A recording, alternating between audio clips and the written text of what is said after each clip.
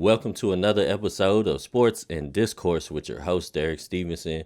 And on today's episode, I want to tell you why I think the key to Kentucky winning another basketball championship, the key to us hanging number 9, could be Ugonna Onyenso. And the reason why I'm actually saying this, just hear me out. I was talking with one of my friends, and we was discussing our loss in overtime to Texas A&M on the road, and I was telling him that I didn't think we needed to panic too much. Of course, it's going to be tough road games all season long. We still aren't at full strength. We still don't have Big Z. Adu Thero has been out for like 4 games in a row, so. We still really haven't had a chance to really gel completely as a team. Onyenso and Bradshaw have only been back for a few games. But the reason why I'm saying this is I just feel like Kentucky's weakness on defense could be the key to them not having championship success this year. And I think I seen a stat earlier today, and they were saying that I think in the Calipari era, this is the second worst team when it comes up to giving up 80-point games. So pretty much everybody that's playing Kentucky is scoring a lot of points. The thing that's been saving Kentucky is this overall, as a collective group, has probably been one of our best offensive units as far as we just have constantly, we have constant offense. We got, guys like Antonio Reeves that have went for 40 pieces.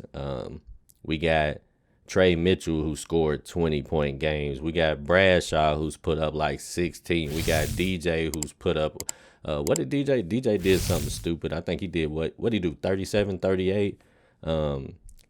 Reed Shepard can go for big numbers. Of course, Rob Dillingham. So we actually have a bunch of guys that on any given night can go for 20 plus points. And if some of them guys played on, teams where they didn't have to share the ball with each other, they probably consistently be doing 20 to 25 every single night. But unfortunately, it's just not enough shots for everybody to get 20. But usually we got 1 or 2 guys, maybe even 3 that's going to do anywhere between 15 to 20 points a night. So we usually don't have any problem scoring. It's just defensively, we can't shut anybody down. Everybody's getting points on us. And obviously the old saying is defense wins championships. And as much as I love Aaron Bradshaw, I kind of feel like Aaron Bradshaw at this point is a little behind where I thought that he could be defensively. Because, last game he got in severe foul trouble. He never really got in rhythm. He ended up playing 7 minutes, didn't score a point, only had 1 rebound.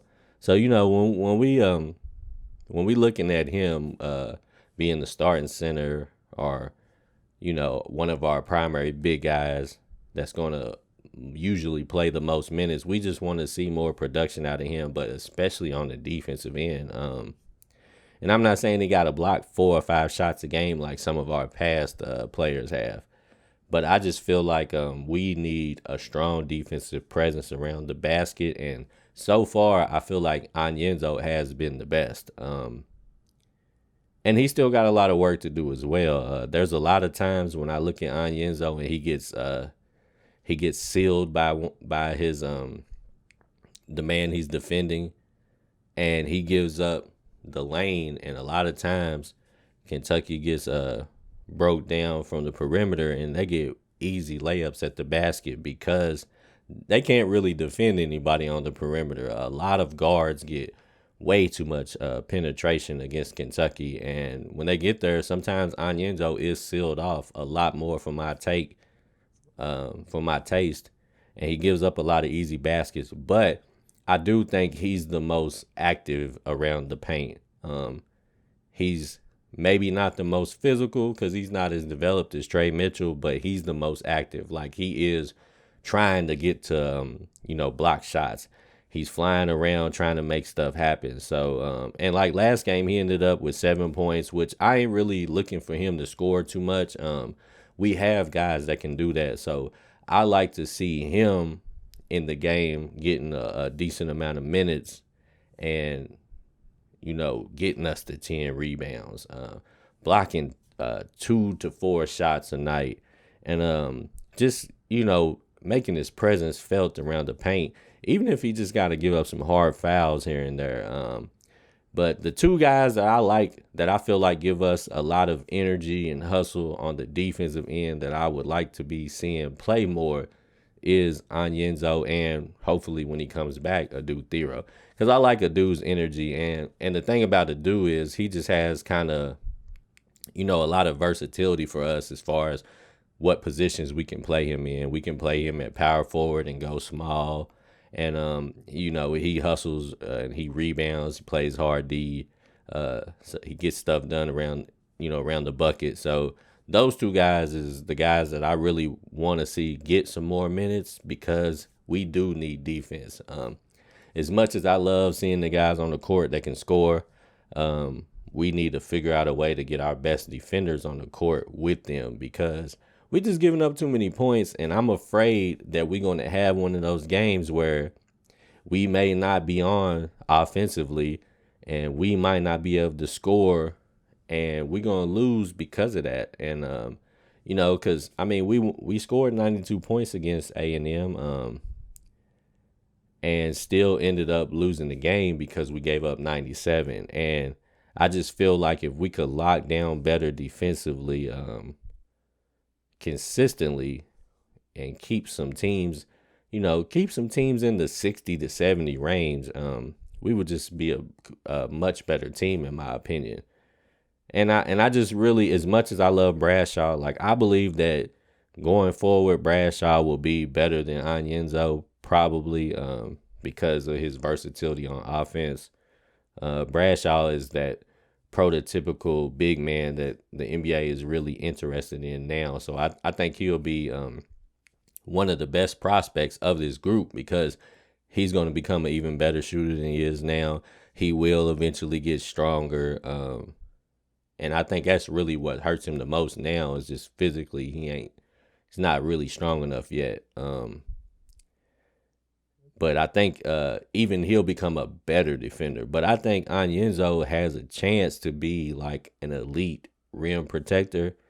And if he gets more minutes and he can get more comfortable playing, he could become a defensive stopper that we just desperately need. But like I said, he's definitely got to work on, not allowing his man to seal him away from the guards when they attack the basket, because unfortunately, our guards don't do a great job of keeping their man in front of them. So when they get beat, they got to make sure that, we got some help coming.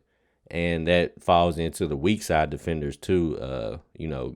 Guys that'll probably potentially be on the court with Onyenso, Adu Thero, Trey Mitchell, maybe some Jordan Berg, Justin Edwards. Those guys got to be ready to help when Onyenso steps up to meet the guards that's attacking at the basket. And they got to get their rotations down so that they can all fall in the right spots and help, because we just gave up far too many easy points. If you take, I know, like I said, I don't want to go into panic mode, because I do think Texas A&M played over their heads. I think they played a better game than they normally would play, because we know they weren't really a great shooting team and they hit a lot of outside shots. Let me see what they ended up doing. I think they ended up with let me see. I can't see how many threes they had, but I know they were a pretty bad 3-point shooting team, and they shot 38% against us. So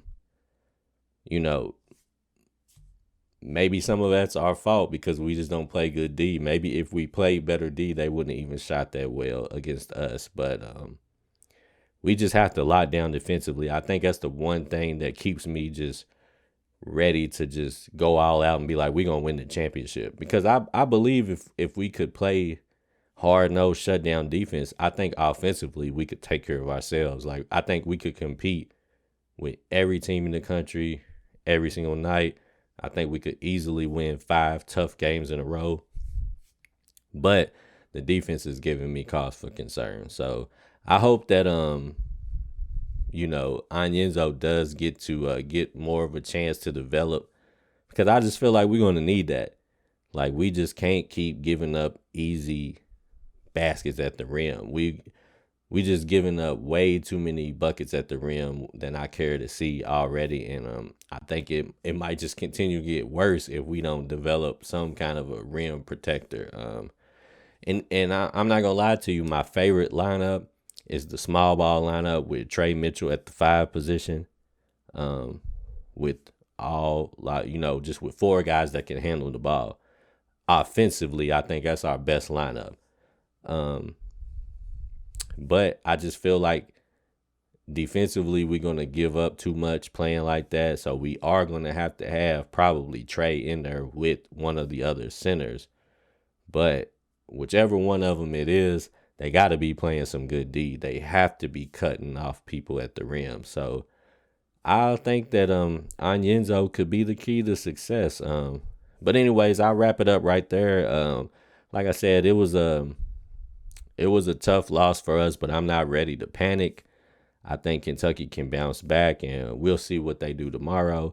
But anyways, you guys let me know what you think about, my theory that Ugonna Onyenso could be the key to our championship success. Do you think that I'm bugging out?